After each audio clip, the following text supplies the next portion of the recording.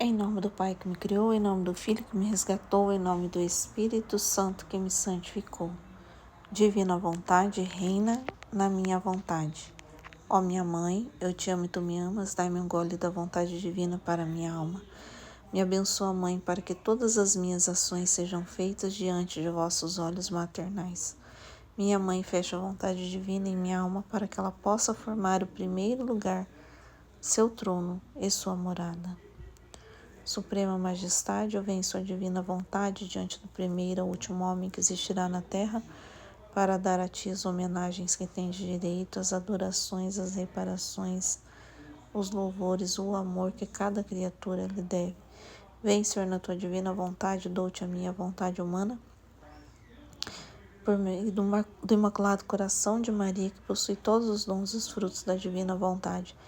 Vem, divina vontade, nesta ação que estou a fazer, e em todas que eu farei durante este dia. Amém. Então, vou dar início à leitura desse livro, Coroa da Santidade. Então, é sobre as revelações, Vou dar um zoom aqui.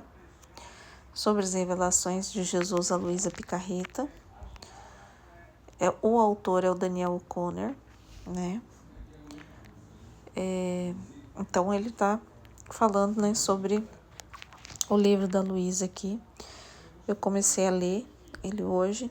Na verdade, eu tinha lido bastante já. Bastante, sim. Tinha lido uns 15 capítulos aqui.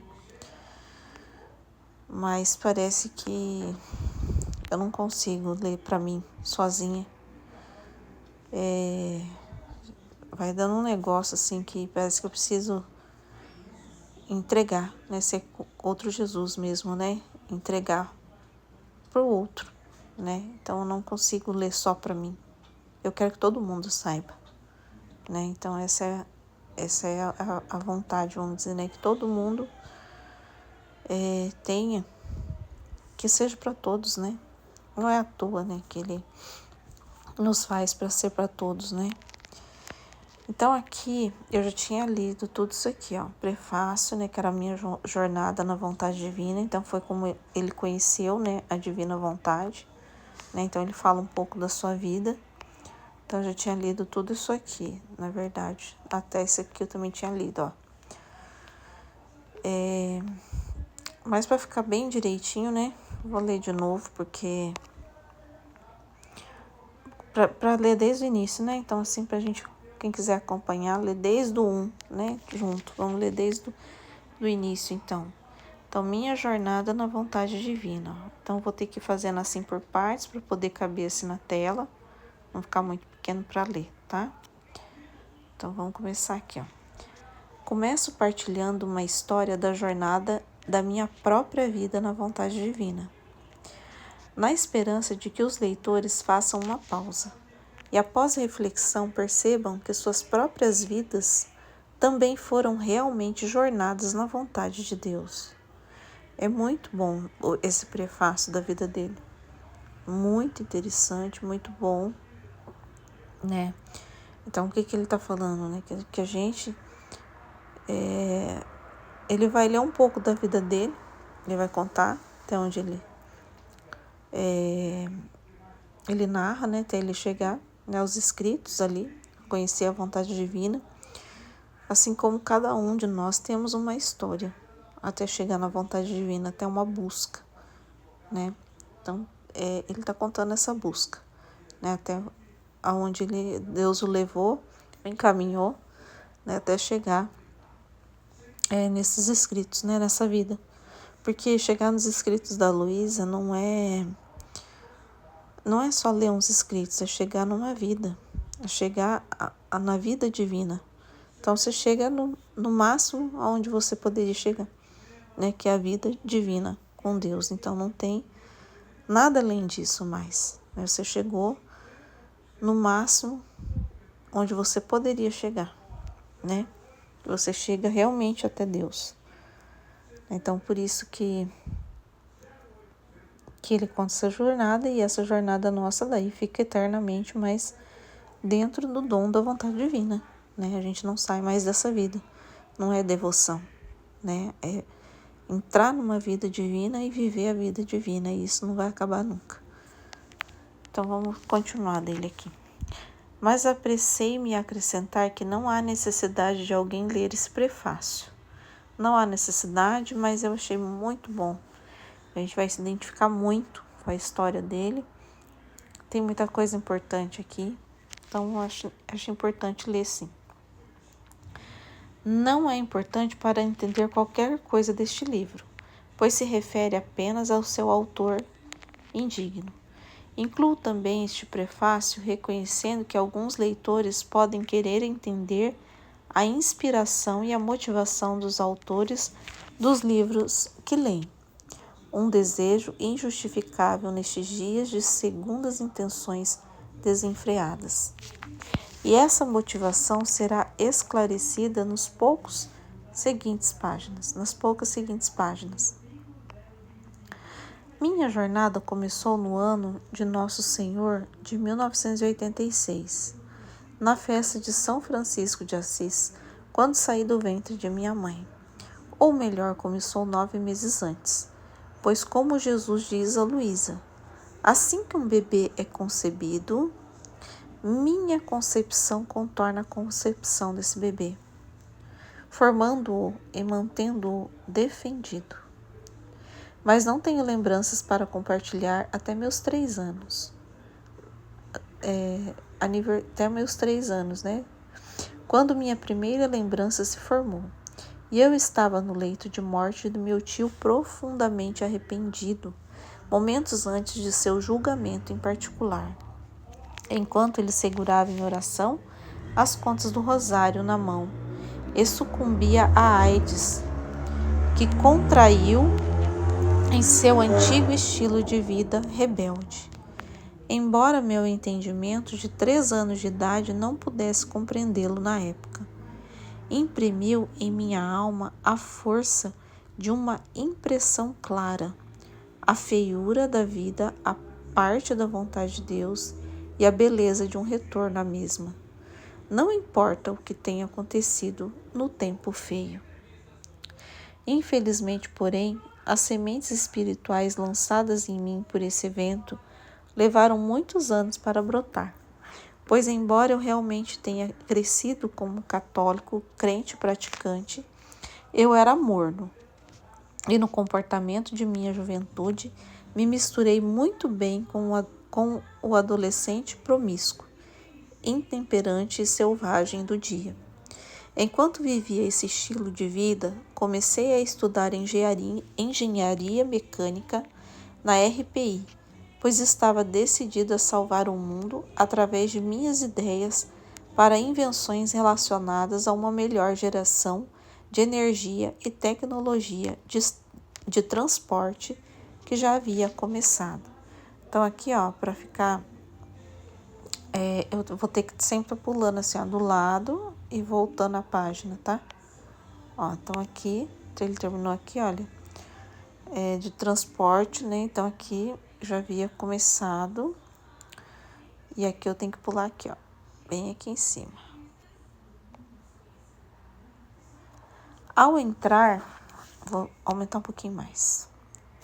Ao entrar, eu não sabia que seria ironicamente nesta instituição que, em seu próprio lema, incentiva seus alunos a mudar o mundo, que eu descobriria que a mudança que esse mundo precisa não tem nada a ver com tecnologia, pois foi lá, no RPI, de todos os lugares, que eu percebi que nenhuma invenção salvaria o mundo, mas apenas algo muito mais simples.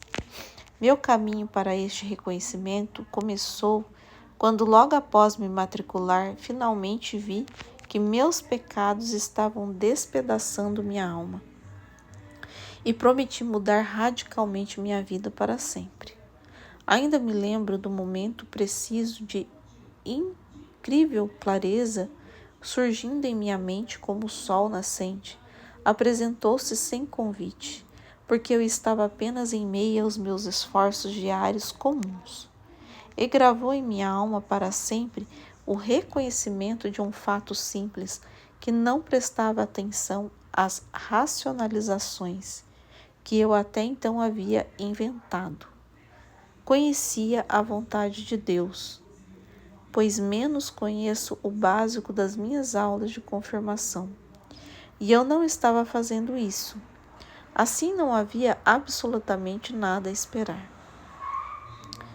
Fui eu que tive que mudar, não Deus. E nenhum atraso poderia ser justificado. O voto seguiu imediatamente no mesmo local em que eu estava de pé.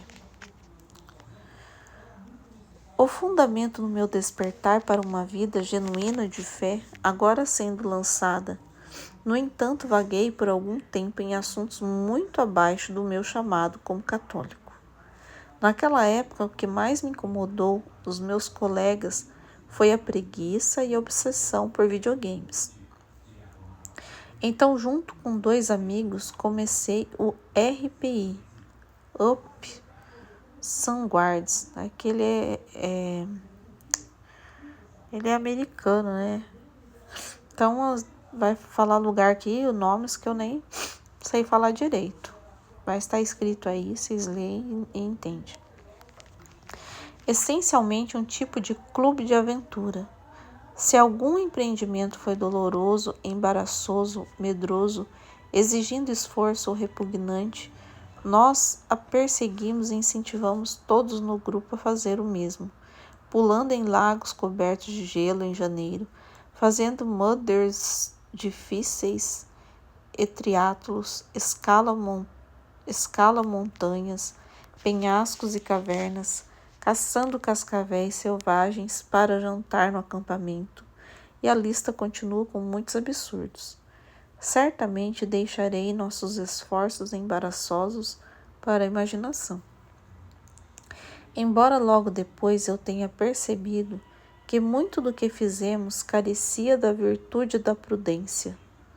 Um tema nobre existia pelo menos em nossa inspiração. Então, vai ter que voltar aqui a página. Só vou ler o rodapé aqui, né? Então, uma visão de citação de Benjamin Franklin. Levante preguiçoso e não desperdice a vida. No túmulo estará dormindo o suficiente. Então, aqui é só uma notinha que ele deixou aqui. Então, vamos continuar aqui, ó, tá? Esse primeiro aqui. Vamos ver o que ele terminou dizendo lá. Um tema nobre existir, pelo menos em nossa inspiração. Levar uma vida dedicada a saciar a vontade própria. Né? Então, o que ele está falando? O que ele estava fazendo até então era saciar a vontade própria. É uma fadiga ao fracasso. Portanto, aquilo que a vontade própria tende universalmente, conforto, prazer, segurança e afins, né? Isso tudo é vontade própria. Deve ser zelosamente oposto ao participar de atividades deliberada e regularmente oposto a eles. Felizmente, Deus continuou me guiando e percebi que a obsessão dos videogames e o vício da preguiça em geral, embora lamentável, era apenas uma pequena parte de uma batalha muito maior que só poderia ser vencida por Cristo. Né? Então aqui é vícios, né? Paixões, né? Da vontade própria. Recebi a graça desse reconhecimento, graças ao apartamento em que me mudei antes do meu primeiro ano, ou melhor, a proximidade de uma capela de adoração perpétua e da missa diária, localizada a apenas 1 quarteirão de distância. Comecei a frequentar ambos, então a missa diária e ao rosário, né, diário. E como estudante de uma universidade conhecida por sua enorme carga de trabalho para engenharia na graduação, eu estava acostumada a dormir pouco, e assim me tornei um submarino para pedir as horas noturnas de adoração. Este precioso tempo com Jesus no Santíssimo Sacramento me fez perceber que, finalmente, tudo o que importa é tornar-se santo. Então aqui ele já viu o que importa, né? De acordo com esse novo fim, ao qual decidi dedicar minha vida, Participei da Jornada Mundial da Juventude na Austrália no verão seguinte e profundamente impactado por uma exposição sobre a vida de, eu não sei, é B.I. Pierre George Frassante, pode ser B.L. também, né? Eu não sei. E orando ao lado de seu corpo incorrupto. Será que é bispo? Né? Porque é uma pessoa num corpo corrupto. Tive outro momento de grande clareza, que, embora não resultasse em voto, resultou em uma decisão firme. Reconheci que Deus certamente merecia pelo menos 1 hora de cada um dos meus 24 dias restantes e assumi como compromisso os 2 grandes presentes que desde então serviram como fundamento de minha vida diária. E por favor, Deus, até o dia em que eu morrer, missa diária e rosário diário. Agora nessa época, aqui ele está fazendo uma oração, né, para Deus, né? E por favor, Deus, até o dia que eu morrer, né? Que é a missa diária e o rosário diário, né? Ele que fez esse propósito, né? Agora nessa época eu estava devorando o conhecimento da fé. Posso me relacionar com as muitas histórias de conversão que se ouve com frequência dos protestantes que entram na Igreja Católica e, em seguida, sendo surpreendidos pela tradição sagrada com a qual somos abençoados, passando a se enterrar nos livros. A partir disso, vamos lá, para voltar lá para cima. A partir disso, época da minha vida, lembro-me com muito carinho de meu tempo lendo a Imitação de Cristo, o tempo que ele estava lendo, né, sobre os santos, ó, né, ele começou a se aprofundar na fé católica, lendo a vida dos santos, né, ali, as coisas da igreja, né, olha lá, São Luís, São Francisco de Sales, Santo Afonso de Ligório, livros que ainda amo e me esforço para viver, muito antes de saber. Qualquer coisa de... Então ele se esforçava, né, em viver isso antes de conhecer a Luísa. Qualquer coisa de Luísa.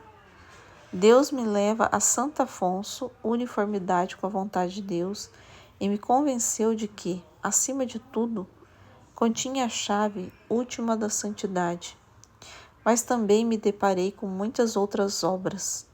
Algumas foram encontradas através de minha longa leitura de sites tradicionalistas. Eu achei muito importante essa parte aqui que ele está falando, olha. Muita gente encontra isso aqui. O tradicionalismo. Isso não é bom. Né? Então, para Valtorta também, no fim dos tempos, Jesus fala. Isso aqui que ele vai falar agora é muito importante, porque não é bom para a nossa santidade. Não é. Ó, que não deixaram impressões tão sagradas em meu coração. Por quê? Ser tradicional demais, rígido demais. Acontece isso que ele está falando aqui, ó. Mas me inclinaram a um medo servil, né? Então, o que isso acontece? Às vezes deixa a gente com medo, né? Tem ao medo servil na vida espiritual devido à escassez de pessoas salvas, porque é muito difícil se salvar, né? Para os tradicionalistas fica impossível a gente se salvar, né? Tem lá igual do tempo dos judeus lá, 600 não sei quantas leis, tem que seguir rigorosamente e é uma coisa de louco, né? No fim, a pessoa fica o quê? Escrupulosa, né? É o que ele vai falar aqui, né? Então ele começou a ter escrúpulos e isso impede a alma, na verdade isso amarra a alma, né? Não deixa Deus agir livremente na alma. Fiquei obcecado em evitar a possibilidade de condenação. E meus métodos preferidos para combater essa possibilidade eram mortificação e escrupulosidade. Acontece demais aqui, ó, tem que tomar muito cuidado com isso, muito cuidado. A pessoa, na verdade, se fecha, né, e fica só pensando em se salvar, que não é o que Deus quer. Deus quer que você se salva, mas não pensar em si, só em si, né? Então, o tradicional, ele acaba pensando só em si, na verdade, né? Não é bom, né? E tem muito escrúpulo também, né? Então, isso aqui que eu achei muito importante, essa prefácio, né, da vida dele aqui, porque exatamente por essas coisas, né? E a gente acaba mesmo passando por esse tradicionalismo, então ele é muito radical, né? Então acaba fechando esse servil, daí você não é filho de Deus, você é servo. Você é o empregado, né? Você começa a agir como um empregado, né? E no livro do céu, Jesus não quer servos, ele quer filhos, né? Não é aquele que vai lá e faz o serviço e recebe o pagamento. Não é isso que Deus quer. Ele quer compartilhar a sua herança. E quem recebe herança é filho, né? Então, por isso que eu achei muito importante essa parte aqui. Passei anos de minha vida nessa época dormindo todas as noites em uma tábua de madeira. Então ele estava se mortificando. Tomando apenas banho frio a pleno vapor. Tendo pouco ou nenhum prazer em comer. E às vezes usando um cigano o dia inteiro. Embora eu já tivesse adotado algumas dessas práticas para outros fins. Razões sua continuação foi devido a esse novo medo servil. Tá vendo? Um medo servil que gerou nele. Mais problemático. Tive medo de me aproximar de Jesus na Eucaristia. Olha o que vai causando, né? Muito escrúpulo. Né? Escrúpulo. Tem medo de se aproximar de Jesus na Eucaristia. Graças à escrupulosidade que acompanha esse medo servil. Tá vendo? Isso não é bom. Veja bem, eu já havia derramado tantas leituras quanto pude encontrar sobre o número de eleitos, mas nada me satisfez, pois todos os apologistas e teólogos que li tinham falado apenas com autoridade humana, e não o fiz conhecimento de qualquer magistério abordada a questão. Como as palavras humanas podem curar uma ferida aparentemente infligida pelas palavras de Deus? Como então erroneamente me pareceu que a quase impossibilidade de estar entre os eleitos era uma consequência das palavras das Escrituras.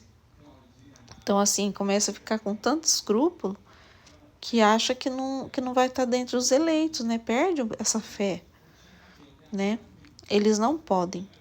Mas me ocorreu que havia outra autoridade para consultar. Então, o próprio céu. Assim pedi a Deus meu primeiro sinal. E embora eu lhe poupe os detalhes, basta dizer que ele me deu luzes de neon.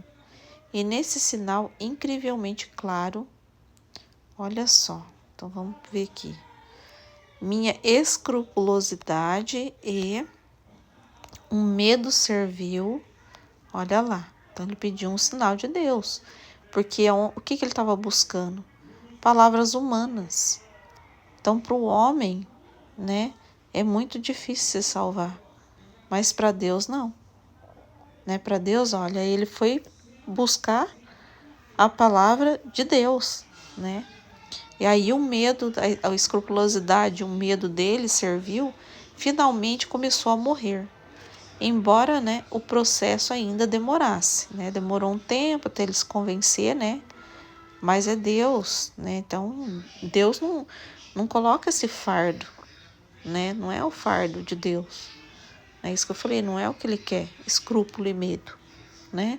Por isso que precisa prestar muita atenção, né? Muita gente não se aproxima de Jesus por escrúpulo, por medo de falar abertamente com Deus, né? De dirigir a palavra pensando que Deus está muito distante. E Deus é uma pessoa, Jesus é uma pessoa, né? Espírito Santo é uma pessoa. A gente mesmo fala, as três divinas pessoas. E se você olhar essas três divinas pessoas como pessoa, como alguém que está do seu lado, dentro da sua casa, né? Um pai, um irmão, você tem que conversar da mesma maneira, né? Então aí os escrúpulos vão embora. E aí você o quê? Você tem aproximação de Deus, né? Porque daí você começa a ver ele como um próximo, alguém íntimo, né? Se minha vida até agora tinha sido uma jornada na vontade divina, esse foi o ponto em que percebi que não há nada de fórmula nessa jornada. Olha lá, não tem fórmula. Como se alguém pudesse simplesmente descobrir alguns dogmas para viver e ter certeza da suficiência dela. Pelo contrário, é mais pessoal do que até um casamento e requer constante comunhão com o Espírito Santo, né? Então, intimidade. É isso que eu falo, você tem que olhar a Santíssima Trindade, cada um como uma pessoa mesmo. Deus Pai, Deus Filho, Espírito Santo, que santifica como uma pessoa e começar a ter essa intimidade de casamento, que vivem na mesma casa, compartilham das mesmas coisas, né? Então é buscar a intimidade. Aí você vai começar a perceber o que? Aqui, ó, constante comunhão com o Espírito Santo para ouvir sua voz falando com você, né? Vai falar no seu interior, né? Não é você vai ouvir uma voz, tá no lugar e uma voz falar com você, não. Essa voz é através da palavra mesmo, né? Daquilo que você vai ler. E pela inteligência você vai, ele vai clareando, né? Então vai clareando as respostas. Em tudo, em um compromisso correspondente em ouvir essa voz. Aconteça o que aconteceu. Imediatamente após me formar no ano seguinte, comecei a trabalhar como engenheiro na GE Global Reset, não sei como é que fala aqui. Um dia me tornei um recordista mundial. Ter realizado com sucesso um teste que resultou na maior emissão quântica de elétrons de uma superfície de nanotubo de carbono já alcançada. Aconteceu também que na mesma noite, depois do trabalho, aceitei um convite para participar de um programa de rádio local com um amigo para defender o direito à vida e um debate sobre o aborto. Então, no mesmo dia que ele bateu um recorde, né, ele também foi com um amigo, depois do trabalho, participar de um programa de rádio para defender o direito à vida, né? O direito à vida e debate do aborto. No final do dia veio a epifania de que eu havia feito incomparavelmente mais bem ao mundo simplesmente defendendo nossos irmãos e irmãs que ainda não nasceram, do que constituir para promover o avanço tecnológico de nossa cultura obcecada por tecnologia. Além disso, na mesma época, o que eu já havia aprendido a entender no ano anterior, pelo menos nos meus momentos de honestidade, se tornou bastante óbvio para mim neste trabalho. O mundo da engenharia corporativa simplesmente não era meu chamado. E eu estava adiando obediência à vontade divina, permanecendo nela. Percebi naquele momento da minha vida que não importa quantos católicos experientes me dissessem que realmente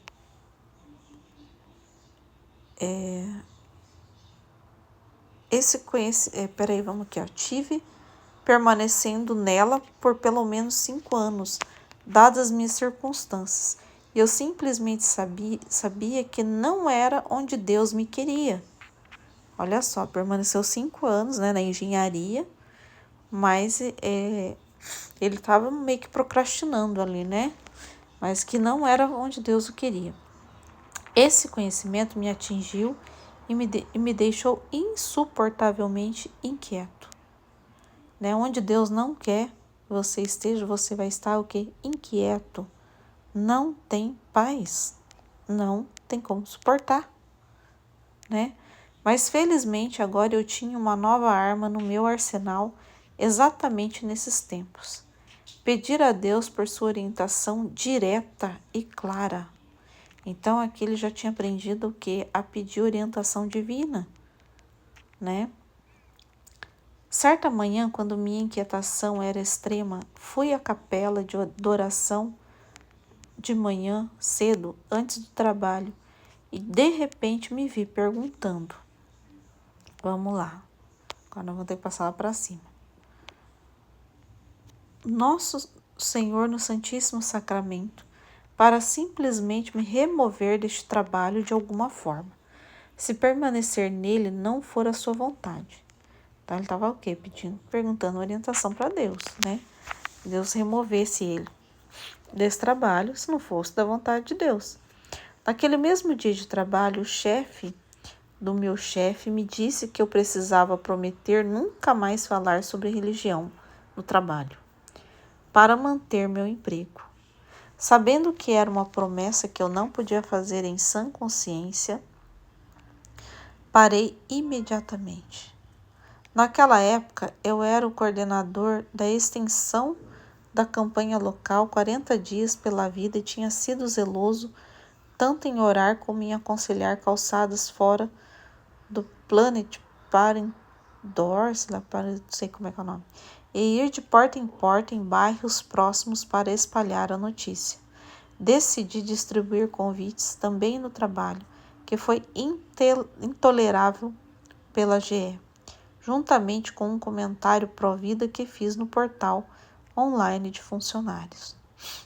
Então, mais tarde naquele ano, na vigília da solenidade de Todos os Santos, eu estava sentado no porão da igreja de Santa Maria em New Haven, Connecticut, ouvindo atentamente o grande estudioso Dom Scott Hahn, não sei, acho que é isso, compartilhando sua sabedoria com um grupo de ouvidos ansiosos. Aliás, eu não sabia que me casaria com minha esposa naquela mesma igreja. Menos de 4 anos depois. Na verdade, eu nem a conhecia naquela época, nem a encontraria por mais 2 anos, pois naquele dia pensei que tinha apenas dirigido horas de minha casa para visitar uma paróquia da qual nunca tinha ouvido falar. Mas por coincidência me disseram que estavam hospedando um grande orador, e essa era simplesmente uma oportunidade que não queria perder. O mais arraigado em minha memória dessas conversas foi uma observação espantosa, em particular, que o Dr. Hahn fez. Então, o que ficou na memória dele foi uma observação, né? O que mais ficou ali presente na memória dele, né? E se ele ponderou, assim como Satanás sempre tentou reprimir os maiores planos de Deus, matando o inocente. Então, esse aqui era o que o doutor lá, o que ficou, né, na cabeça dele. Então, Satanás sempre tentou reprimir os planos de Deus, matando inocente. Filhos, procurando para erradicar Moisés, né? Então, quando Moisés houve matança de crianças, né? Incitando a fúria assassina do faraó contra os recém-nascidos no Egito. E fazendo o mesmo por Nosso Senhor através de Herodes. Então, aqui que o homem lá estava falando, né? Que sobre a morte dos inocentes, né? Quando Deus tem um plano, Deus tinha um plano muito grande para Moisés, né? Deus tinha um plano para Moisés, então teve o que? Morte de inocentes, né? Crianças. Nascimento de Jesus, né? Então era o plano divino de Deus. Teve também a morte dos santos inocentes, que a gente conhece, né? E agora aqui, agora o que ficou, né? E também hoje, através do maior massacre de inocentes da história, de fato, o maior mal em geral, o aborto, né? Então, outro plano de Satanás, né? Para matar inocentes, né? Santos inocentes. Satanás é tentado novamente pedir alguma nova grande intervenção divina, né? Então é um novo tempo divino, né? Sim, Deus tem um plano muito grande para o nosso tempo, né? Que é o que se trata desse livro, né? Essa observação não poderia ter sido mais pertinente ao chamado de que Deus me enviaria em poucos minutos. Durante o intervalo após uma das palestras do Dr. Han, eu somente graças ao purgatório. Não, peraí. Eu acho que esse aqui, esse somente graças ao purgatório é uma continuação daqui, Mais tarde descobri que toda revelação privada confiável que abordou a questão ensina diretamente explícita é esse rodapé aqui, tá? Então, aqui sim, Durante o intervalo após uma das palestras do Dr. Han, eu, fui abordado por um colega participante do evento. É aqui que é a continuação. Um homem mais velho que eu também não conhecia na época, mas que agora sei ser muito piedoso e devoto.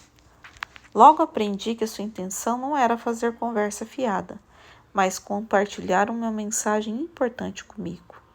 Há algo grande no seu caminho e você precisa estar aberto a isso.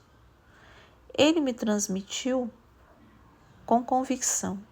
Embora ele não soubesse exatamente o que era, ele me garantiu, tão confuso pelo mistério quanto certo de sua realidade, que havia algo especial aqui que ele tinha nunca visto antes.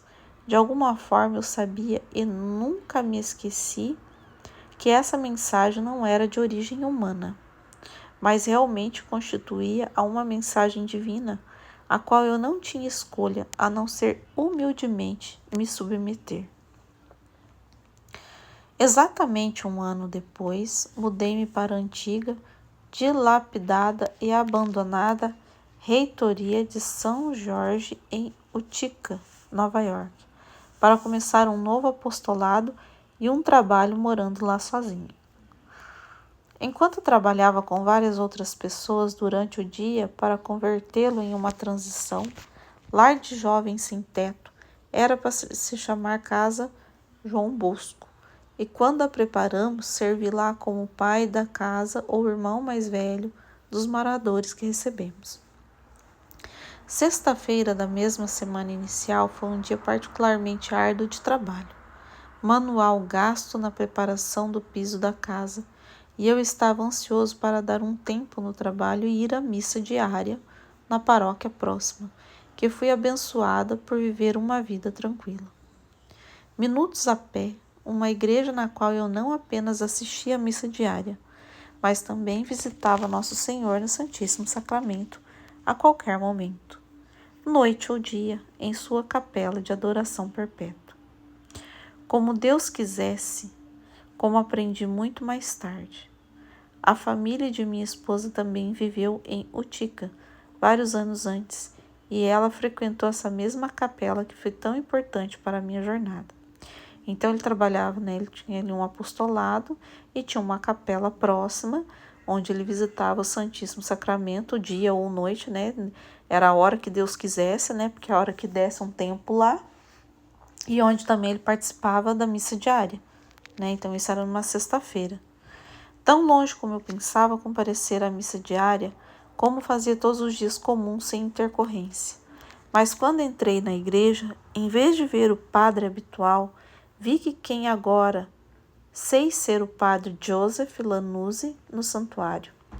Depois que um anúncio foi feito, percebi que não havia comparecido à missa comum de sexta-feira à noite, mas havia tropeçado no início de Deixa eu parar, agora estou continuando, tá? Depois de então aqui ele entrou, na igreja para ir na sua missa habitual, de sexta-feira. Chegou lá, não era o mesmo padre que sempre rezava, era esse padre, Joseph aqui. Depois que um anúncio foi feito, percebi que não havia comparecido à missa comum à sexta-feira à noite, mas havia tropeçado no início de um retiro de final de semana, sobre um assunto sobre o qual nunca ouvia falar anteriormente: o dom de viver na vontade divina, dos escritos da serva de Deus Luísa Picarreta. O que me seguiu foram 2 dias de total espanto santo, como eu nunca havia experimentado antes. Então aqui foi nesse dia, né, que ele estava no seu habitual dia de ir na missa sexta-feira. Aí ele chegou, era uma missa de abertura de um encontro sobre o dom de viver na divina vontade, né, que é o dom que Jesus traz, né, nos escritos da serva de Deus, Luísa Picarreta. Né? Então isso que ele falou, um espanto santo. Por quê?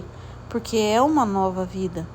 Né? Então é diferente de tudo que aquilo que a gente aprendeu, mas não contradiz com o que a gente aprendeu. Né? Só é a santidade para o nosso tempo. Né? Então vamos lá, vamos continuar aqui para a gente continuar, para não ficar muito longo, né? Algo grande ao qual eu precisava me abrir. Então é algo grande e precisa se abrir. O que é? Não ter escrúpulos, né? Porque são coisas novas, né? Mas é aprovado pela igreja, né? Não é nada fora da igreja, não é. Né? É a vinda do Espírito Santo, é o terceiro fiat, né? Não poderia ter sido uma profecia mais precisa. De fato, não há nada maior, né? Que eu estava falando, não há nada maior que isso. Nada mais essencial a que estejamos abertos do que a vontade divina. Então, é realmente conhecer a vontade divina, né? É isso que fala os escritos da Luísa. Realmente conhecer o que é a vontade divina para nós mesmos, né? A aventura da vida continuou. E continuei estudando o dom de viver na vontade divina e me esforçando para receber esse dom pessoalmente. Cerca de 10 meses depois, iniciei outra jornada bastante épica que Deus havia colocado no meu coração. Comprar um passe Greyhound Bus de 60 dias sem limite de ônibus e com apenas uma pequena mochila, viajar de um canto do país para outro e volta, fazendo dele uma verdadeira peregrinação de viagem.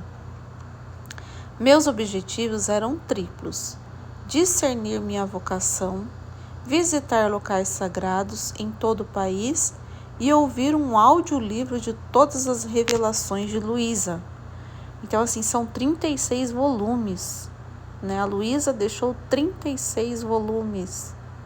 É muita coisa para se ouvir, né? Não sei quanto, 60 dias não dá, sério mesmo, porque como é algo novo, né, e que precisa ser vivido, então demora, né? A gente tem que aprender muita coisa, então é muita coisa para ser aprendida, então a gente tem que meditar, cada escrito tem que meditar, pensar, né? Então 60 dias não dá para nada, sério mesmo. Mas aqui, né, ele fez um intensivão, né, vamos dizer assim, né? Ele fez um intensivo aqui para absorver o máximo, né.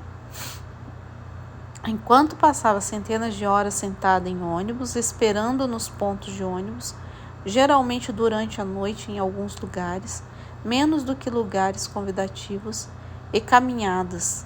No meio disso, peregrinação, entre dormir no chão de madeira e acordar à meia-noite para rezar o ofício divino com uma santa ordem franciscana em Indiana, tropeçar em alças enquanto caminhava pelas remotas montanhas Sangre de Cristo no Novo México e participar de uma procissão eucarística fora de um planejado paternidade em Albuquerque, recebi uma orientação surpreendentemente clara da providência, através da intercessão de São Francisco na festa de Portiúncula, de que começaria a estudar como seminarista no Holy Apostles. Né? Então ele começou a estudar como seminarista nesse lugar. Mesmo que Deus tivesse, deixou igualmente claro que ele ainda não estava revelando minha vocação. Era para ele estudar lá, mas não estava revelando a vocação dele. Final para mim naquele momento. Então não era a vocação final, era para ele ir, né?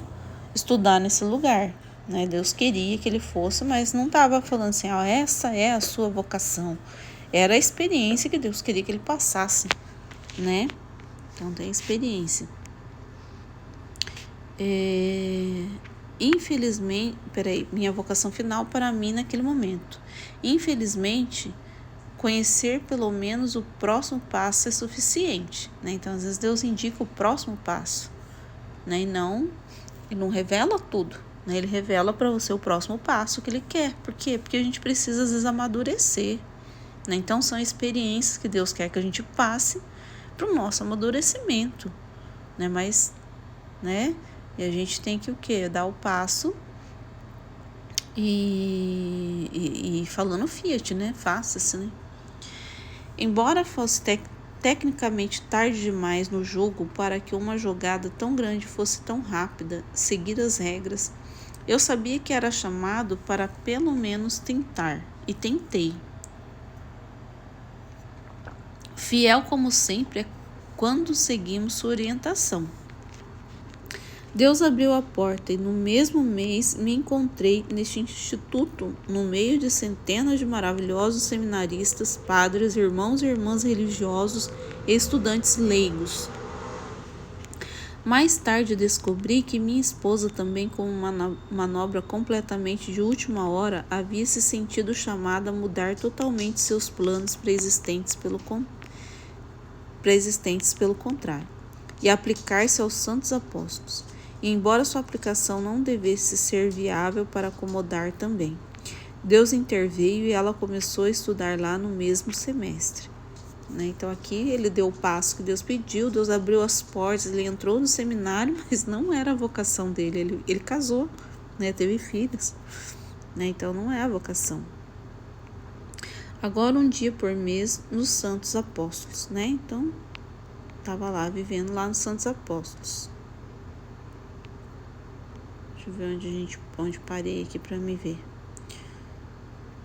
Esse aqui é um PDF, né? Então, é um PDF que a gente pegou, né, pela internet, né? E foi traduzido, né? Então, por isso que a gente fica um pouco... Mas, se eu não me engano, eu preciso até ver. Esse livro foi impresso em português para nós, lá na livraria da Imaculada, daquele... Ai, meu Deus, esqueci o nome dele, mas eu acho que é esse livro aqui que ele trouxe, agora faz pouco tempo. E aí, para editora Imaculada, esqueci o nome aquele cara lá, que tem um canal no YouTube lá, ele trouxe esse livro. Agora tem para comprar, né? No Brasil, vamos dizer, a gente não tinha essa opção, não. Que nosso grupo às vezes acha os livros e acaba traduzindo eles, né? E lendo. E graças a Deus, sempre Deus guiou e sempre orientou a gente consegue entender, né? Então, um dia após o outro, né, lá dentro do apostolado, a parte como um dia de lembrança, no qual os seminaristas mantinham silêncio total enquanto oravam e assistia a um retiro dado por um padre. Era o meu primeiro dia de recordação como seminarista, e entrei na capela naquela manhã ansioso para receber qualquer edificação que fosse da vontade de Deus, transmitir pelos lábios do padre, embora eu estivesse totalmente desinformado sobre quem seria ou o que seria. O tópico. Ao olhar para o santuário, vi para minha grande surpresa um rosto familiar. Eu soube imediatamente que não ficaria desapontado. Para o santo, o espanto na vontade divina que eu recebera desse sacerdote 10 meses antes estava vivo e bem. Saí da capela sabendo que não havia como negar que Deus havia me chamado para mergulhar de cabeça nessas revelações mais sublimes sobre sua santíssima vontade, dadas à serva de Deus, Luísa Picarreto, e fazer o meu melhor humilde para apresentar aos outros. O mesmo desde então, essa tem sido a paixão abrangente da minha vida. e rezo para que ela também se torne a sua, né? Conhecer a vontade divina, essa é a paixão dele, né? Então, o conhecimento da vontade divina é eterno, né? Por isso que é da vida, né? É para a vida, né? A orientação clara de Deus para mim não terminou naquele dia, e ele revelou que tão abençoado e cheio de graça um tempo quanto meu semestre como seminarista. Sua vontade para mim não era o sacerdócio, mas o casamento. Continuei estudando nos Santos Apóstolos como estudante leigo, né? Então ele entendeu, a vontade de Deus não era ser seminarista, não é ser padre, era casamento, mas ele continuou estudando lá, né? Proposto a minha esposa na festa da Imaculada Conceição no ano seguinte. Na mesma capela dos Santos Apóstolos, depois que nos reconsagramos juntos a Maria, e recebi meu diploma de mestrado em teologia nesta capela, assim como no ano seguinte, 2 meses após a formatura, no 96º aniversário da promessa de Nossa Senhora em Fátima, de que seu coração triunfaria e uma era de paz fosse concedida ao mundo. Minha esposa e eu estávamos casados. Nós nos mudamos para uma casa de lagoa de 400 metros, livre de encanamento, que meu pai e eu havíamos construído vários anos antes de embarcar em nossa peregrinação de viagem de lua de mel pelos lugares sagrados do país. Nos anos que se seguiram, a vontade de Deus me levou ainda de várias maneiras, fundando um apostolado, os missionários da vontade divina da misericórdia.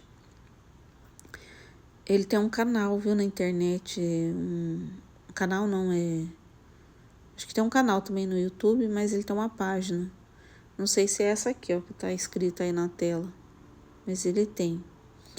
Comprando e renovando uma casa desmontada com 100 anos de idade, uma corrida pelo Congresso do Zeu, tornando-se professor de filosofia, iniciando meus estudos de doutorado em filosofia e muitas outras coisas. Acima de tudo, a vontade de Deus abençoou a mim e a minha esposa com 3 filhos lindos, com um quarto que partiu para o céu, depois de um breve período no ventre. E esperamos nos abençoará com muito mais. Então, eles têm 3 filhos, um quarto que aborto e esperam mais, né? O que Deus mandar. Em meio a tudo isso, aprendi que se há uma coisa, a vontade divina é não que uma coisa séria, entediante. Que a vontade divina não é entediante, tá? Porque a tradução ficou meio, sei lá, né? Então, em meio de tudo isso, ele aprendeu que a vontade de Deus não é entediante, né? Que uma coisa seria entediante, né? E não é, né? Isso que ele está falando. Continuo tão dedicado como sempre a fazer minha pequena parte, ajudando a tornar conhecida e amada a vontade divina, que é o que Jesus mais pede no livro do céu, né? Tornar a vontade divina conhecida e amada. Porque ele fala, o que Jesus fala? A gente não ama aquilo que a gente não conhece. Por isso que ela precisa ser conhecida. E para ela ser conhecida, necessita de pessoas que queiram anunciá-la, né? Então, ele é o quê? Um arauto da vontade divina, né? Então, quem fala sobre a vontade divina, né, é um arauto do Senhor, né? Que está tornando ela ser conhecida, apresentando e levando ela para as pessoas, né? Para as demais almas, né? Para que ela reine na terra como no céu. Então, aqui ele fala, né? Por favor, junte-se a mim nesta melhor de todas as missões e continue lendo para aprender mais sobre isso. Então, aqui é ele com a família, né? A mulher, a esposa, os filhos, tá? Então, aqui tem um prefácio de Mark Mallet, né? Esse não conheço, mas ele fala daí sobre o livro, né? Há uma passagem misteriosa no livro de Daniel da Bíblia, esse aqui, que fala de um tempo vindouro que será insuperável em angústia. Ele tem visões de bestas e batalhas, provocações e triunfos. Mas um mensageiro angelical então lhe diz: Daniel, guarde em segredo a mensagem e cele o livro até o fim dos tempos. Muitos vagarão sem rumo e o mal aumentará. Então, na Bíblia, Daniel 12:4.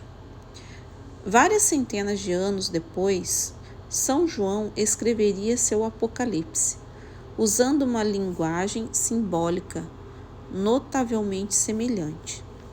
Mas agora a comunidade cristã seria beneficiária, não apenas da retrospectiva, mas do prisma do divino da nova aliança, através do qual os escritos dos profetas e patriarcas poderiam passar. Cristo, a luz do mundo, iluminaria aquele que foi escrito nas sombras e tipos do que está por vir. O segredo estava começando a se revelar. Ainda assim, o entendimento da igreja primitiva sobre o eschaton era limitado, evidenciado pela expectativa iminente por parte do retorno de Cristo em glória. São Paulo, como São João, teve vislumbres das dificuldades que assolariam a igreja e a aparência de Cristo no julgamento. Ainda assim, ele admitiu: atualmente vemos indistintamente como em um espelho. Atualmente eu sei parcialmente, então saberei plenamente. 1 Coríntios 13:12. Agora, quando a igreja cruza o limiar do terceiro milênio, nós somos, os beneficiários de 2000 anos de retrospectiva, desenvolvimento doutrinário e revelações proféticas que nos permitem ver mais claramente. E isso especialmente como atestou o Papa São Paulo VI, com os sinais do fim claramente emergindo. E, no entanto, poucos estudiosos empreenderam um estudo adequado do livro do Apocalipse, que não se restringe a um mero sentido alegórico ou que edita, como os racionalistas costumam fazer, aquelas revelações particulares ou aparições marianas que de fato não ameace ou corrija o depósito da fé, mas os ilumine ainda mais. A palavra Apocalipse significa desvelar, que é uma referência em parte à revelação de uma noiva.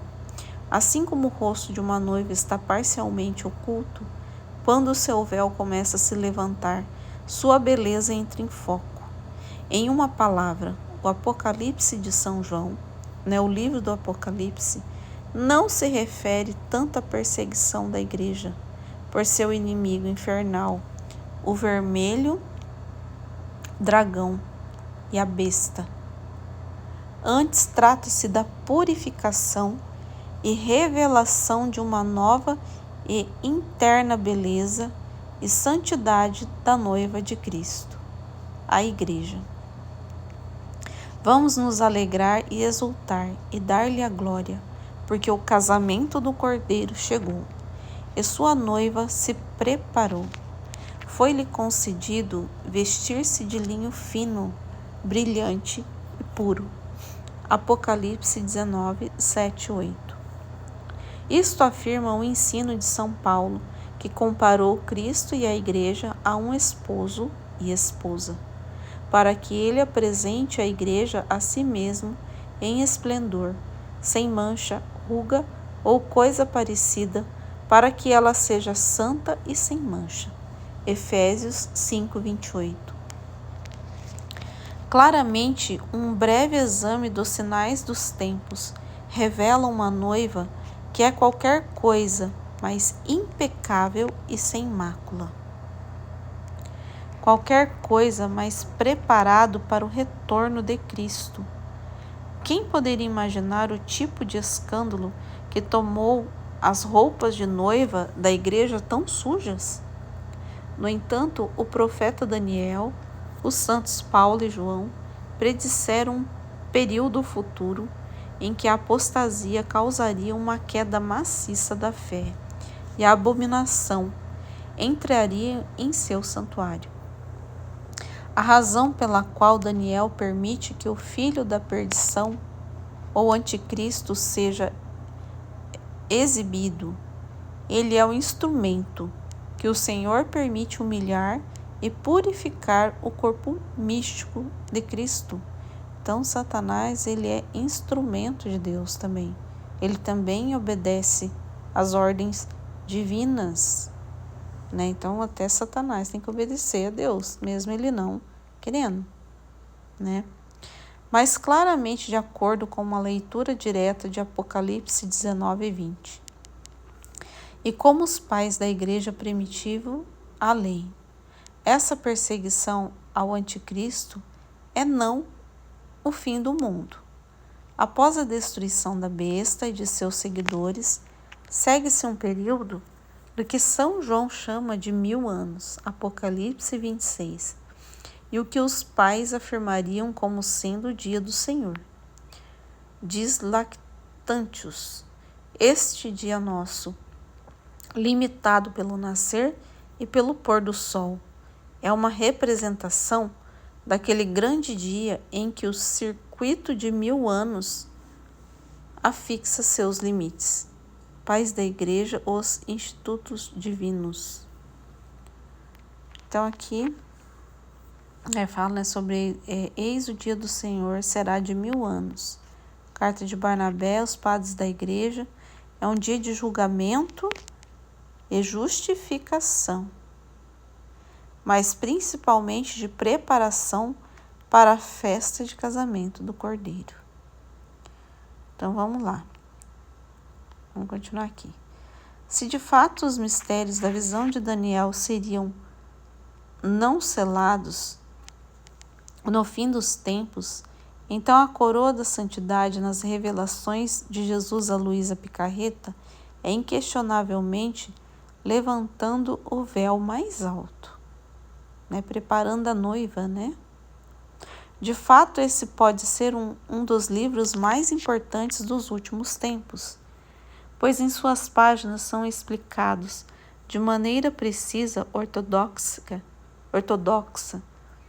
e prática o que exatamente os 1000 anos envolvem e como podemos e devemos nos preparar para o dia do Senhor. Então, preparando a noiva. O livro da Luísa é preparar a noiva, né? Então, 1000 anos, dia do Senhor, eu não sabia dessa explicação aqui, ó. O que é o dia do Senhor, ó?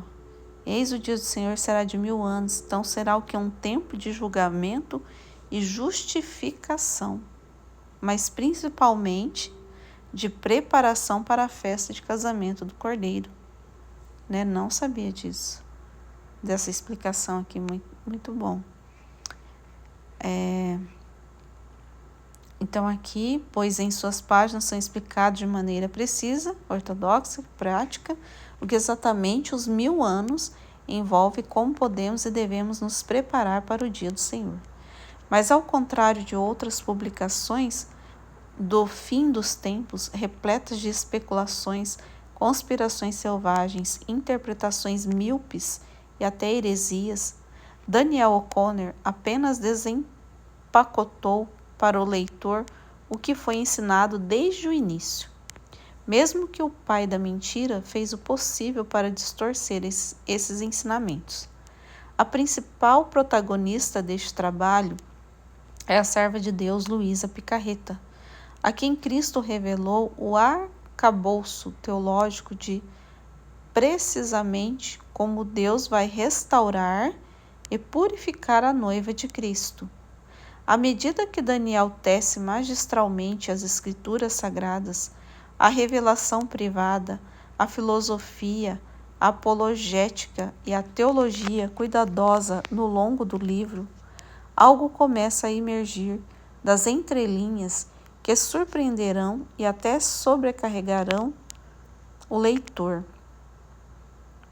Numa época em que a igreja sofre com o peso de seu pecado e todos os sinais apontam para a iminência de sua própria paixão. Este livro tem o potencial de trazer encorajamento, alegria e forças sobrenaturais. Tem para mim, a certa altura, Jesus nos dá uma dica de Luísa e de quanto esses tempos podem chegar. Então é a dica que Jesus deixou lá nos escritos da Luísa, né? Eu já li esse trecho aqui. O tempo em que esses escritos serão divulgados é relativo e dependente da disposição das almas que desejam receber um bem tão grande, bem como do esforço daqueles que devem se dedicar a ser seus trompetistas, oferecendo o sacrifício de anunciar uma nova era da paz. Jesus a Luísa, o dom de viver na divina vontade. Nos escritos de Luísa Picarreta, né, número 11, eu acho que é no... Eu não sei qual que é esse aqui, ó. Revelação Joseph Lanuzzi. Tem esse trecho no Livro do Céu, mas esse 1.11.6 aqui, eu não sei se é a tese desse... Porque tem um padre que fez uma tese também, né? Então, só se foi da tese dele. Daniel O'Connor é um dos poucos privilegiados do rebanho de Cristo a ser o arauto de um triunfo tão grande que se encontra além da atual tempestade, né? Então, ser um anunciador, né? Qualquer um pode ser o anunciador. Se você está lendo os escritos e você conhece esse dom, isso aqui que eu estou fazendo agora é ser arauto, né? Só ler, né? Ler, colocar num canal do YouTube ou passar, né, para alguém, e você está sendo um arauto. Você está propagando o dom, né, de viver na divina vontade. Então, isso é ser arauto, né? Você está lendo os escritos, meditando, ensinando, né, o outro. Então, isso você está sendo um arauto. Ao ler cada página, então, e dispor sua alma para o plano de Deus, você também estará acelerando a vinda do reino de Cristo, pela qual oramos todos os dias. Venha o teu reino e seja feito o seu trabalho, na terra como no céu.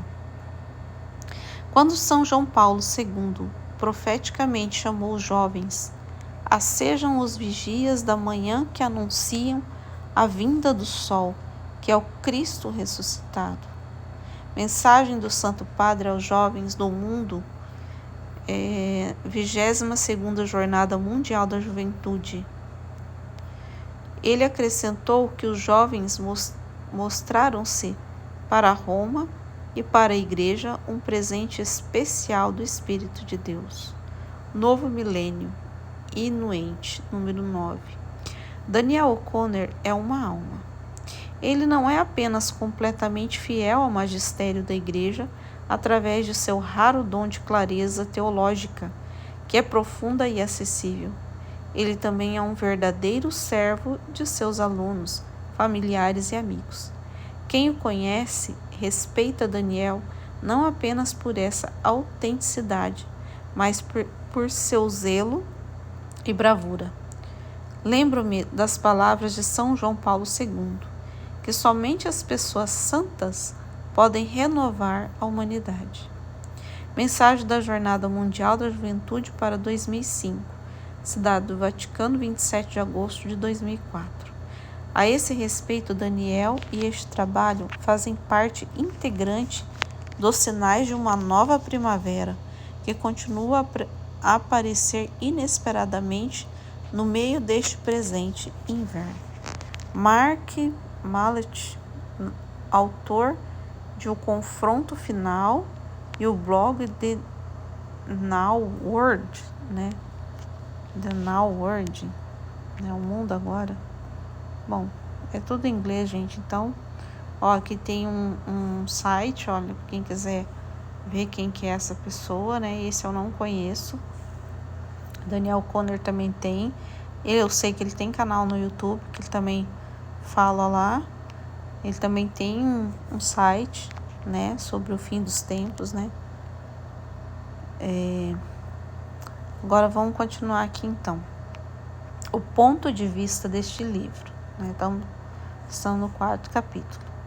100% católico, tá?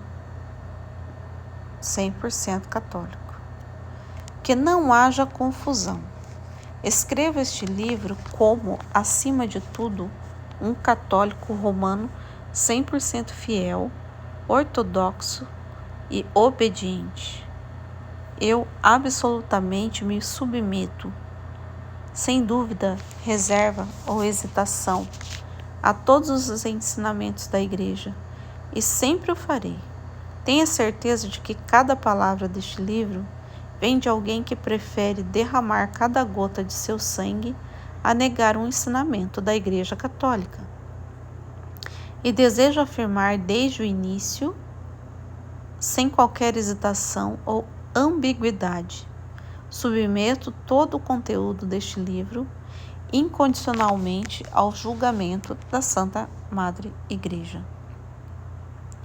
Além disso, escrevo este livro como um pleno conhecedor do fato de que a revelação pública já está completa e de que as revelações de Jesus a Luísa são privada revelações. Como tal, eles não têm o direito de adicionar, muito menos correto, qualquer coisa contida no depósito da fé. Em vez disso, o papel deles é explicar mais detalhadamente esse depósito de fé, como ensina o Catecismo na Igreja Católica, parágrafos 66, 7.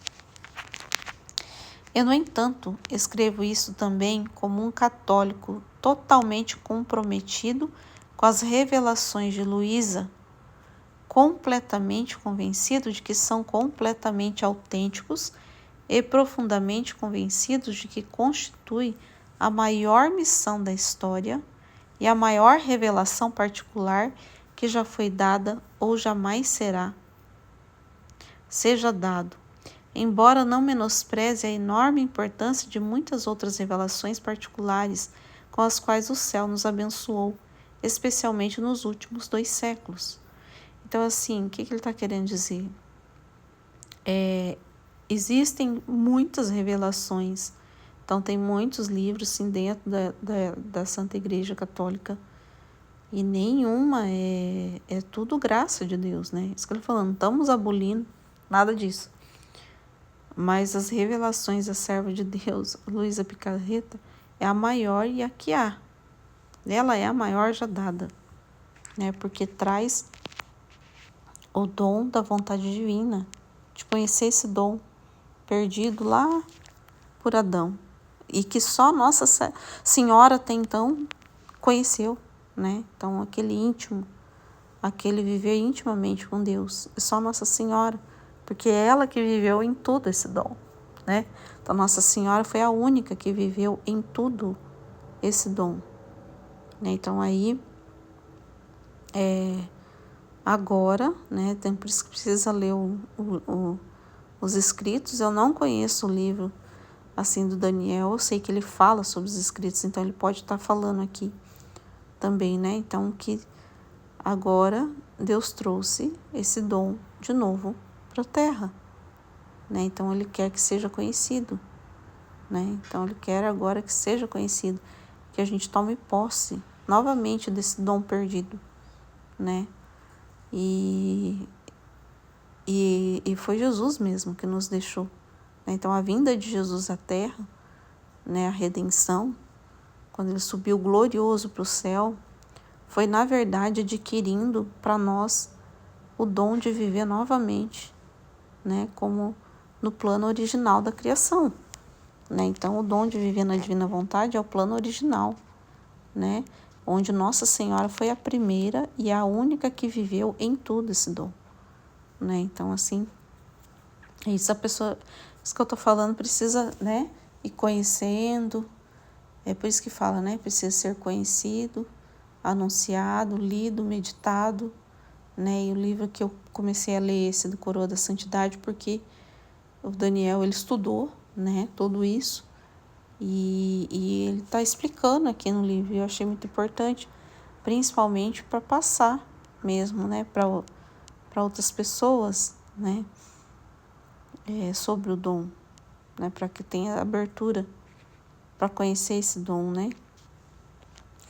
Portanto, devemos começar considerando que muito, se não a maioria, dos erros que infectam nossas mentes surge do fato de não vermos uma contradição em que alguém existe, ou insistir em ver uma contradição em que não existe.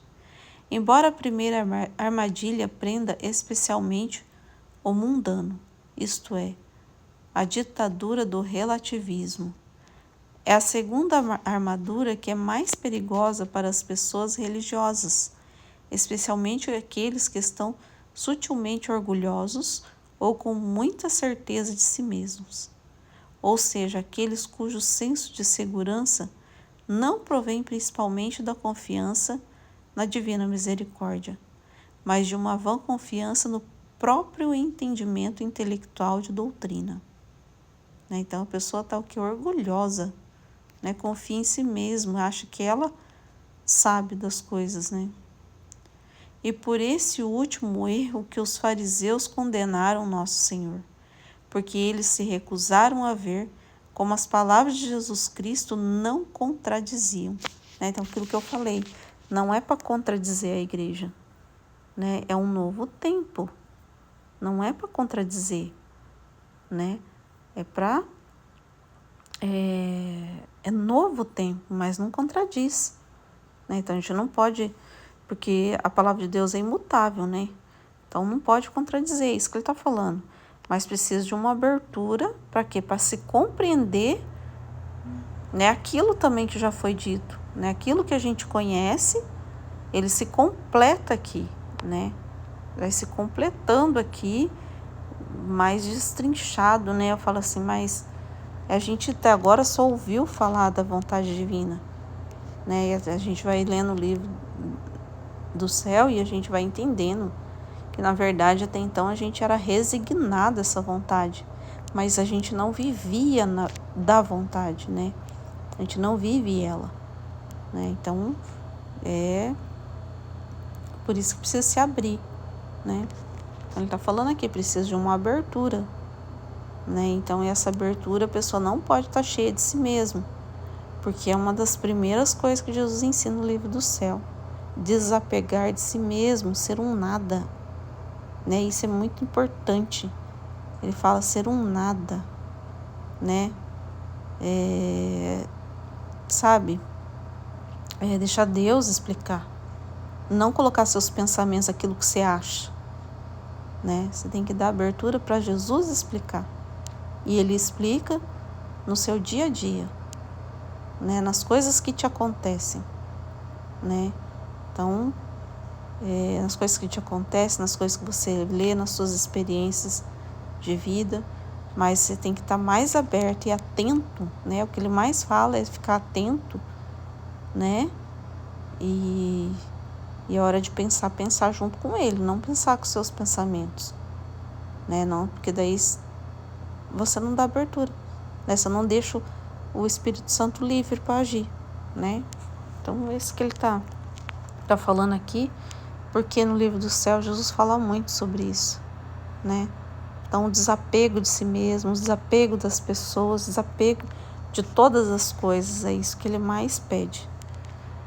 Revelação de Deus para Moisés. E é nessa mesma armadilha que um católico fiel deve estar zelosamente em alerta ao aprender sobre as revelações de Luísa. Tenha certeza de que não há uma única contradição entre eles e a fé e a moral católica, porque essas revelações elas já têm um imprimatur, tá? Então, as revelações de Luísa,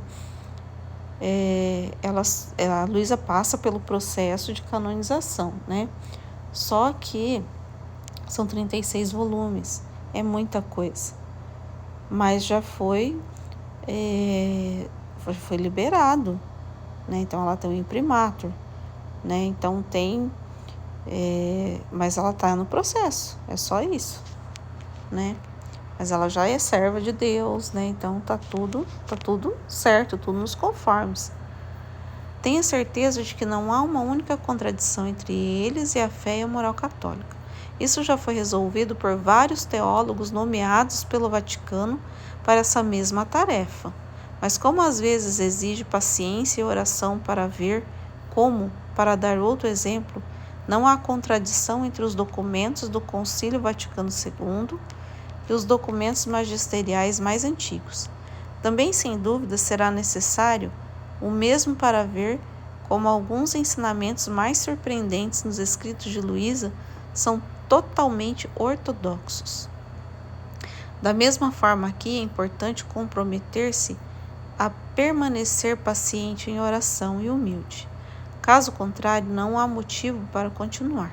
E você também pode deixar este livro de lado, mas primeiro faça pelo menos a si mesmo esta pergunta: quando, em sua infinita sabedoria, Deus decreta que chegou a hora de abençoar o mundo com a maior revelação privada, talvez não seja mais do que uma mera confirmação de todas as minhas opiniões e entendimentos atuais? Não irá, ao contrário, confirmar imediatamente a essência de minha fé e todos os seus verdadeiros ensinamentos, ao mesmo tempo em que corrige minhas próprias limitações que coloquei sobre ela, revelando toda a sua glória como o sol nascente. Quando anteriormente procurava apenas com uma lâmpada? Se você orou sinceramente, por humildade, antes de fazer essa pergunta, encontrará facilmente a graça de respondê-la afirmativamente, imediatamente após a sua colocação. Há mais coisa no céu e na terra, Horácio, do que se sonha em sua filosofia. Shakespeare. Essas coisas eu nunca li muito não, tá, gente? Shakespeare, essas coisas não, de filosofia. Na verdade, eu tô mesmo mais no livro do céu, né? E por causa do livro do céu também tem outros livros que ainda não conheço muito, mas que a gente vê que é muito importante, que é conhecer a vida de Jesus e a vida de Maria. Então tem outros que eu também tenho o da Valtorta, né, que é o Evangelho como foi revelado, muito importante também. Então tem muitos livros, né, precisa ser lido, e fora os 36 volumes, né, e esse aqui também é muito importante. Então não dá tempo para ver esses outros livros, não. Vamos ver aqui que é isso aqui, né, abreviações, formatação, estilo, etc. Como em todos os livros, a melhor maneira de ler este livro é de capa a capa. Como expus com cuidado e deliberadamente a ordem dos vários capítulos e seções. Mas não há uma necessidade estrita de lê-lo tão completamente. Este livro pode ser simplesmente usado como referência para responder a perguntas individuais quando necessário, para o último uso. Tornei o sumário particularmente detalhado e abrangente e incentivo qualquer leitor a pular livremente para qualquer seção que ele deseja saber mais sobre. Eu não vi o índice, gente, eu estou pegando do primeiro e começando do jeito que ele indicou aqui, mas sem ter lido essa parte aqui, né? Que é de ler de capa a capa, né? Mas ele também falou que tem ali os temas, né? Provavelmente deve ser por temas, eu não vi nessa parte aqui, porque ele falou particularmente, às vezes você está lendo, né, o livro do céu lá e quer saber sobre um assunto, provavelmente ele colocou aqui sobre assuntos, né? Depois eu vou até dar uma olhada, porque eu não vi. Eu comecei o livro, vamos dizer assim. Aqueles que leem este livro de capa a capa precisarão perdoar um pouco de repetitividade, pois eu precisava recorrer a este estilo às vezes para garantir que certas seções pudessem se sustentar por conta própria. No entanto, minha repetição, onde é encontrada, é apenas para essa única intenção, e você pode ter certeza de que não encontrará neste livro essa forma condescendente de repetição, na qual os autores se recusam a confiar que que seus leitores se lembrem e anotem coisas importantes que são apresentadas pela primeira vez e, consequentemente, dizem a mesma coisa repetidamente. Deixa eu ver se vai continuar aqui. Vou dar uma investigada no que está sendo falado aqui.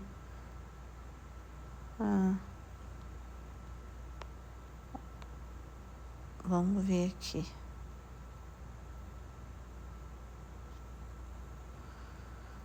Pontos diversos, né? Sempre que uma nota de rodapé contém apenas uma data, mês, dia, ano, uma cotação, é atribuída apenas a uma data. Isso é uma referência à entrada que corresponde a essa data no diário de Luísa. Por uma questão de brevidade, usarei regularmente a frase "as revelações de Luísa". Neste texto deve-se entender que o que quero dizer com isso são as revelações particulares dadas por Jesus e Maria, a serva de Deus, Luísa Picarreta.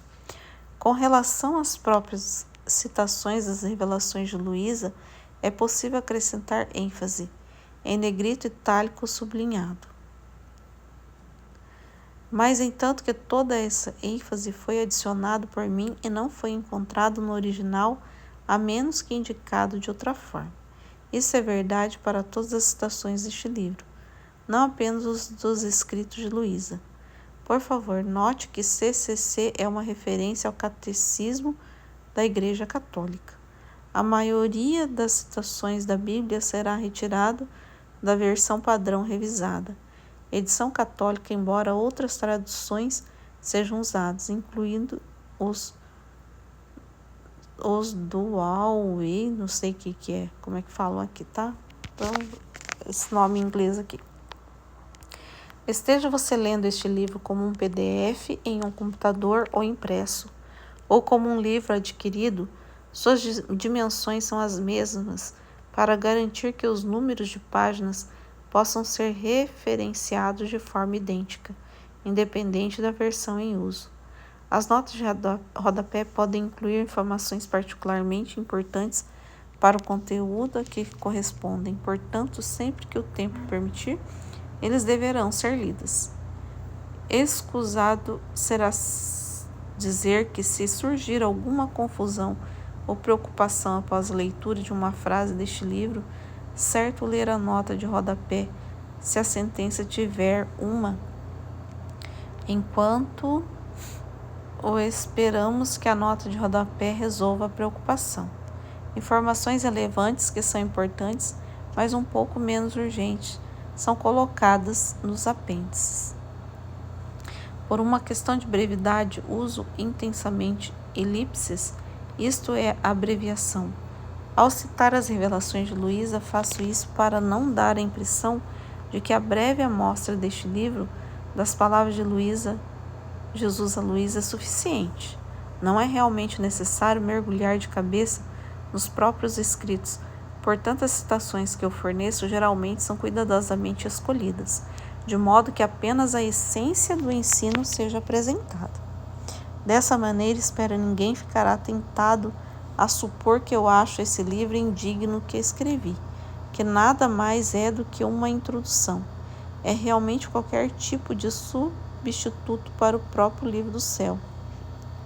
Os 36 volumes reais e outros escritos que Jesus deu a Luísa. Alguns veteranos da espiritualidade da vontade divina podem criticar este livro como inadequado, especialmente quando se trata dos modos mais altos e melhores de viver na vontade divina. Eu concordo plenamente com eles. Este livro é radicalmente inadequado. Costumo me referir à minha tarefa neste livro de apresentar, Mais uma maneira melhor de encará-lo é talvez considerá-lo apenas como um convite ou uma prévia, assim como uma visualização de filme é apenas um convite para assistir o filme. E assim como ninguém reluta uma prévia por apenas dar vislumbres, espero que ninguém se ofenda por fazer o mesmo neste livro. Agora que minha intenção é clara. Os próprios escritos de Luísa contêm as verdades necessárias para o crescimento real. Então, falando, não é para substituir os 36 volumes, né? É para você ter uma prévia, né? Como se fosse um trailer, né? De um filme que a gente vai assistir, né? Mas é para você entender do assunto, né? Então, é isso, para você... como se estivesse assistindo uma palestra, igual ele foi lá e o padre deu aquela palestra, né? E aí você... É uma introdução, né? Mas é um chamado, né? Um chamado. Aí para se aprofundar na vida mesmo, no dom, você tem que se aprofundar nos conhecimentos do livro do céu, né? E aqui ele dá uma ajuda, né? Então, assim como a gente mesmo lá a gente tem o nosso grupo, um ajuda o outro, né, a entender. Então é a mesma coisa, né? Ele está anunciando, né? Mas essa vida é uma vida da alma com Cristo, né? Os próprios escritos de Luísa contêm as verdades necessárias para o crescimento real, né? Então o crescimento real está lá, vivendo e agindo continuamente no mais alto nível da vontade divina. Por outro lado, neste livro, tudo que você encontrará é o apelo sincero do seguidor mais fraco e indigno de Luísa, pedindo a outros que pelo menos comecem a dar os primeiros passos. Tarefas além desses primeiros passos estão muito além dos meus poucos talentos. Eu preferiria apenas convidar pessoas das estradas e estradas, para que ao entrarem pudesse aprender essas verdades com os escritos de Luísa, mas também se procurassem comentários adicionais de professores muito mais valiosos que eu. E há muitos deles. Penso em Padre Joseph. Eu acho que esse Padre Joseph é o que escreveu uma tese, tá? Eu acho que é. É Padre Robert, é o Thomas Fay. Esse Thomas, ele já faleceu, mas se você procurar no YouTube, Thomas Fay, né, do jeito que tá aqui, você vai ver algumas palestras dele no YouTube, porque ele divulgou a Divina Vontade por mais de 40 anos, em todos os cantos do mundo, né? Então ele também foi um dos maiores divulgadores, assim. Aí ele falou que outro nome, Hugh Owen, Padre Gabriel Barreira, Madre Gabriele, Padre John Bon, Robert Lozano, Robert Hart, Tony Hick e muitos outros. Se esses professores, deixa eu ver aqui, se esses professores da Divina Vontade e outros como eles são o ato principal, então eu nem sou um ato de aquecimento, pelo contrário, sou apenas um homem nas ruas, subindo para o maior número de almas que possa encontrar e implorando para que entrem, né? Então, assim, ele está chamando, né? Espalhados por todo este livro, material publicado anteriormente, muito do meu livro anterior, A Coroa e Conclusão de Toda Santidade, é republicado aqui nas seções correspondentes. Também republicou aqui e adicionei alguns dos meus próprios materiais de várias postagens no meu blog, né? Então aqui, ó, o blog, tá aqui o site, né, do blog Meus Missionários da Vontade Divina, ó, aqui site, finalmente escrevi parte deste livro sobre a Era da Paz, originalmente como um trabalho de pesquisa para um curso de teologia em escatologia em 2017. Desnecessário dizer que todo e qualquer trabalho criado por outros é apresentado e citado claramente como tal. No entanto, se ler este livro como um e-book, deve-se ter cuidado para garantir que seja exibido adequadamente com a formatação de cotações em bloco. Então, aqui são as informações, né? Então, aqui